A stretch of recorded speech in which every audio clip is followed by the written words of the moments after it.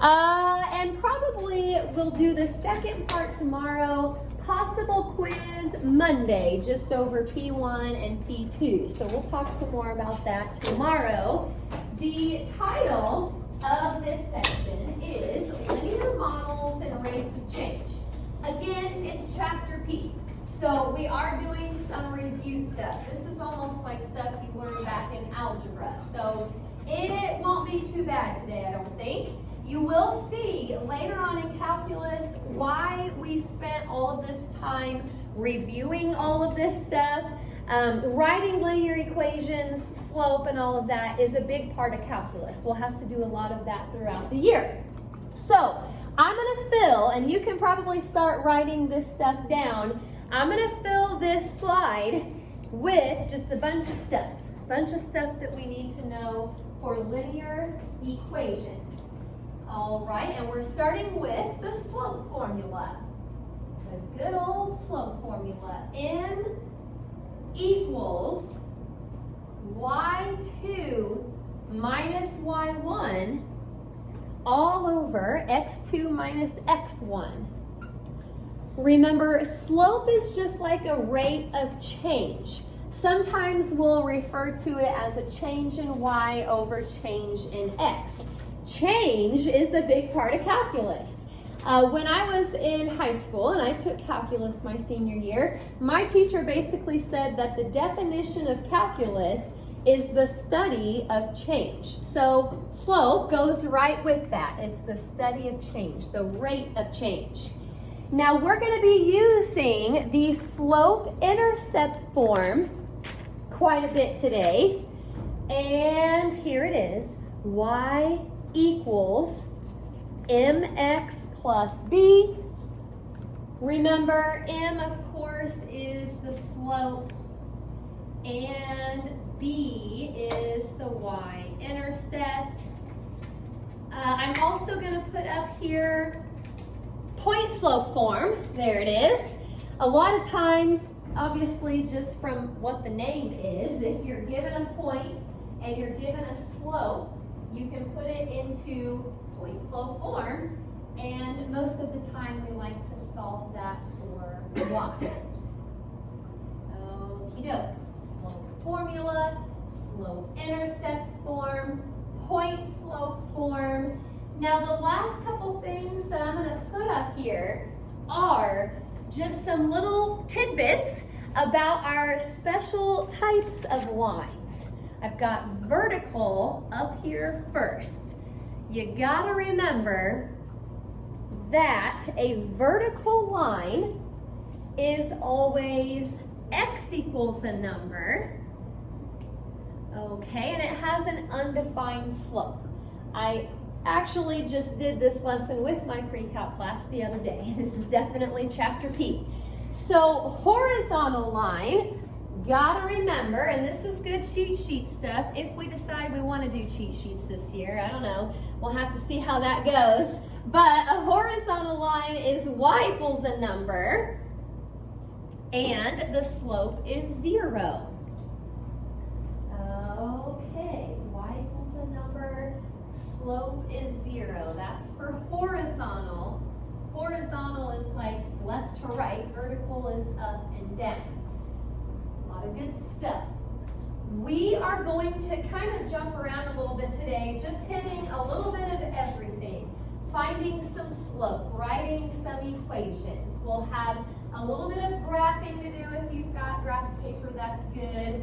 So let me put the directions up for the first problem. There might be a few parts to this, but it says sketch the lines through the point. Sketch the lines through the point with the indicated slopes. Okay, sketch the lines through the point with the indicated slopes. All right, a little bit of graphing here. So for the first, and really this is our only example for this type, it's got a point at -3, sketch the line through the point, this is our point, with the indicated slope. That's what they'll give you for each part. I think we're gonna do 3 parts to this. So here's part A. M equals 1/4. M equals 1/4. You want to go ahead and kind of sketch a coordinate plane somewhere on your paper, and I'll give you a second to do that, and then we'll come back together and start to graph this. Okay, remember positive slope, line should be going up from left to right.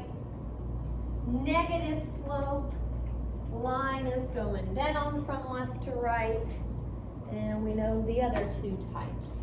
But this one should be going up. All right, it's been a while since we've graphed. So quick review, for a point, you start at the origin. First number is how far you go left or right. It's negative, so I go left to -3. Second number is how far we go up or down, and it's +4, so we go up. Okay, now the slope. At this point, you want to probably think of the slope as rise over run. Rise over run. From that point, I have to rise 1 and run 4. You can keep going if you want to, but 2 points is fine. That's all you need to make a line. So that is part A. We are going to put 2 more lines on the same coordinate plane. So let's go ahead and just somewhere over here label that line A. That is our line for part A. Okie doke. We'll have a couple more parts here. Stop me if you have any questions. This is a day where I'm going to just keep rolling because this is review. Okie doke. Part B. M equals -2. Slope is -2. Because we like the rise over run when we graph, let's rewrite this as -2/1. I like to keep the negative up on top so that my run is always positive. My run is always to the right. Now, what's kind of weird is that you have to go back and start at that point again. This was the point -3, 4, but now I have to rise -2 and then run +1. So there's another point, and we can connect. There we have it for part B. Again, negative slope, line should be going down from left to right. That's a good way to check yourself, just to make sure you did the slope correctly. Okay, well, part C, the slope is undefined. Slope is undefined for part C. You just wrote this down on the last slide, but I'm going to say it again. Vertical lines have an undefined slope. So what that means is I have to go back to this point, -3, 4, and just put a vertical line. So somewhere around there, label that C, and there you have it. If it said slope of 0, you would just put a horizontal line. Okie doke. Any questions about graphing lines? Not too bad. Well, I'll keep on moving here, switching to some different directions. We'll just try one of these. Okie doke. Use the point and slope. Use the point and slope to find 3 additional points. I abbreviated points so it would fit all in one line. Use the point and slope to find 3 additional points. Now, there's a couple ways to do this one. We'll kind of brainstorm what could happen here. The point is 4 -1, and the slope is 3. Point is 4, -1, slope is 3. From this information, we have to find 3 more points that would be on the same line. Any ideas of one way we could do that? Think about it. Well, you know, it's not my favorite thing in the world, but, well, you know, you have a point and you have a slope, so you could do point slope form. Where you would go with that is maybe solve it for y and then graph it. I know graphing is not our favorite thing to do. Actually, you could just graph this right now without even putting the equation down. You can just go to 4, -1, and then if your slope is 3, think of that as 3 over 1. My coordinate plane is really big, by the way. You don't need to make it that big. But from here, rise 3, run 1. That is 1 additional point. I need 2 more. Okay, so I'll keep going with my slope. Rise 3, run 1, rise 3, run 1. Now it's probably not enough to just leave it on the coordinate plane. Let's come over here and put what those points actually are. That was the point they gave me, but now this is at 5, 2. That is the point 6, 5, and that is the point 7, 8. There we have it, 3 additional points on that line. Okay, I'll let you finish doing that if that's kind of what you were thinking for this problem. Anybody have another way we could get those points without graphing? Nobody really wants to graph unless they have to. Well, I'm going to show you another option here. You might like this better.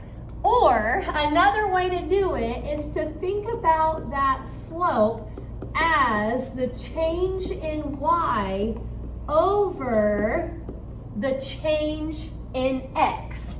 Change in y over change in x. Here's what you would do.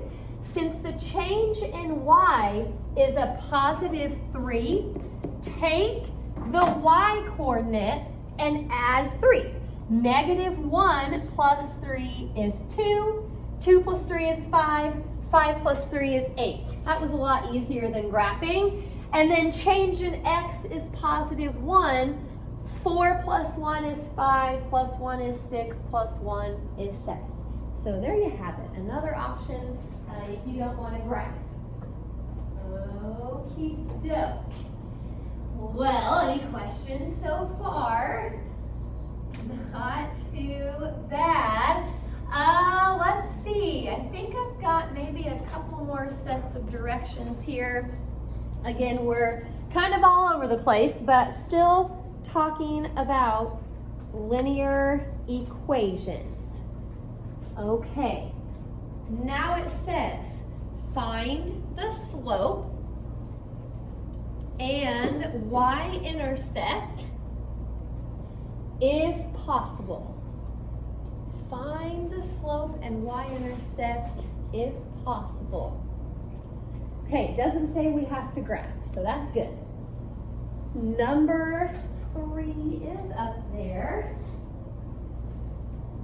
Okay, -3x plus 4y equals 8. -3x plus 4y equals 8. I have to find the slope and the y-intercept. So what do I need to do to that equation? Yeah, we need to solve it for y. Put it into slope-intercept form. So let's add the 3x, and I'm going to write this as 3x plus 8, so it looks like slope-intercept form. divide by 4, and I'm just going to do that to everything up there. Okie doke. The 3/4, you want to just pull that out front so you can clearly see that the slope is 3/4. Remember, you're thinking y equals mx plus b. So slope is 3/4. Y-intercept, I just put 2. If you want to be technical, 0, 2 is the y-intercept, but if you don't want to put it as a ordered pair, you don't have to. So there it is, slope and y-intercept. Now, let's think about number 4. Number 4, x equals 5. X equals 5. Normally, to find the slope and the y-intercept, normally I just solve it for y and then compare it to slope-intercept. This is a little bit different though. Remember, x equals a number is a vertical line. This is a vertical line. Now we can still answer their questions here. What is the slope of a vertical line? Undefined. And when you go to think about what the y-intercept is, you don't have to draw this if you don't want to, but imagine what that graph would look like. 1, 2, 3, 4, 5.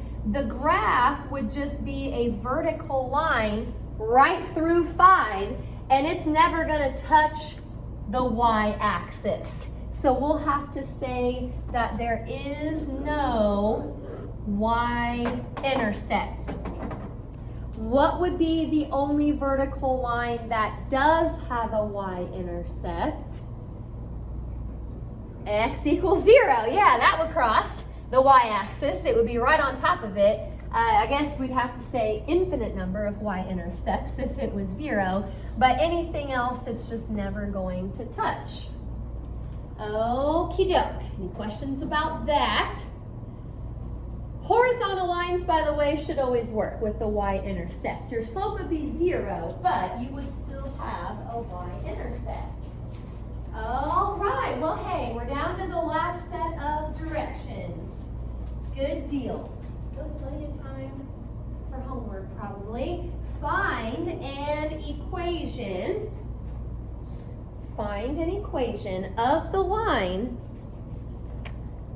with the given information.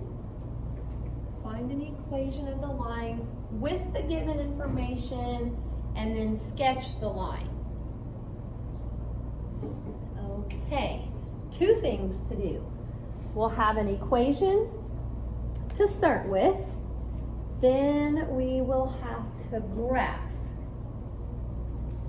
Now, I want to clarify something about the directions, and I might be a little bit different than the textbook on this, but when it says find an equation, I would like for your equations to end up in slope-intercept form. So you might start with point slope, but by the time you're done, solve it for y. That's how I would like your equations to be. The book, I want to say they put it in standard form, which is not even something I gave you because we don't really use it. So forget that. If you check the back of the book and their equation looks different, that's why. We're going to go for slope-intercept form. Okay, so this is number 5. 6 will be the last example. We are almost there. The point is -1, 4, and the slope is -3. Okay, I know I have to get it into slope-intercept form by the time I'm done, but I can't really put it in there right away because this is not the y-intercept. This is just a random point on the line. So what I like to do is, and I know there's an alternate way to do this, if you know what that is and you like it better, you go for it. But what I'm thinking is, if I have a point and I have a slope, I've always just kind of thought, well, let's start with point slope form. If you have a point and you have a slope, I'm going to go for point slope. Okay, here it is again. It should be in your notes from earlier. Y minus y1 equals m times x minus x1. The point that they are giving us is the x1, y1. Okie doke. Here goes nothing. Y minus 4 equals my slope, which is -3, times x minus -1. So be careful, that should turn into +1. We're going to distribute, and the right side now says -3x minus 3. But if I'm trying to get it to slope-intercept form, I need to add 4. So there we have it. We still have to graph, but the first part of our answer is y equals -3x plus 1. Okie doke. I'll let you get your coordinate plane started if you haven't yet. It doesn't need to be very big. Just have a point and a slope. So we'll graph it and see what it looks like. When you graph this, I guess there's a couple different ways you could do it. You could just go off of the equation that you got. So the y-intercept is 1 and the slope is -3. That works. You could also just start with the point that they gave you, which was -1, 4. You could put a point up there and then do your slope. Either way, you'll get the same line. Okie doke. Now, we'll try just one more like this. Stop me if you have any questions. This is the last one here, and it's a little different. It says that we pass through the points 0.3, 4, and then 0.3, -5. A little bit weird. 0.3, 4, and 0.3, -5. So I still have to find an equation. I still have to graph, but what is the first thing I got to figure out? The slope. Yeah, we haven't used the slope formula yet today. How exciting. Y2 is -5 minus y1, which is 4, all over x2, which is 0.3, minus x1, which is another 0.3. Okay, now the top part, I guess, is a -9, but the bottom part is 0. Remember, with your slope, 0 on the top is okay. It would just be 0, but 0 on the bottom, no way. That means the slope is undefined. Now, when we go to write our equation, a little bit of a problem. Normally, I like to do point slope form. I've got plenty of points to use, but my slope is undefined. You can't really use that in point slope form. So we've got to come up with the equation a little bit differently. What type of line had an undefined slope? Vertical. The equation of vertical lines is always x equals a number. My equal sign is going uphill a little bit. But if you come back to these points right here, in this type of problem, if it's vertical, the x's should be the same, and they are. It's just going to be x equals 0.3.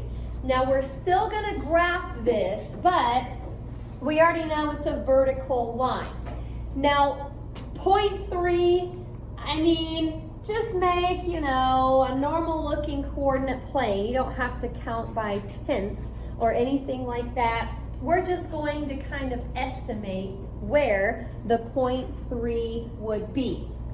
So this is 0, this is 1. Half would be 0.5. 0.3, I'll just try to make it a little bit more toward 0. And then I can draw my vertical line.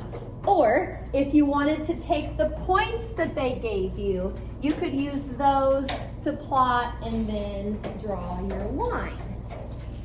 Okay, I didn't really have any examples of horizontal lines today. Vertical, those are usually the ones that are more tricky. But if you've got any horizontals in your homework and you're not sure about them, let me know. Now the assignment is all over the place. I promise it's not long, but I'm trying to just kind of hit a little bit of everything.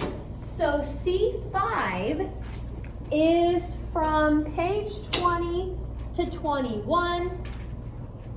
We're going to do 1 through 8 all, and then 11 to 21 odd, 25 to 29 odd, and 39 to 43 odd.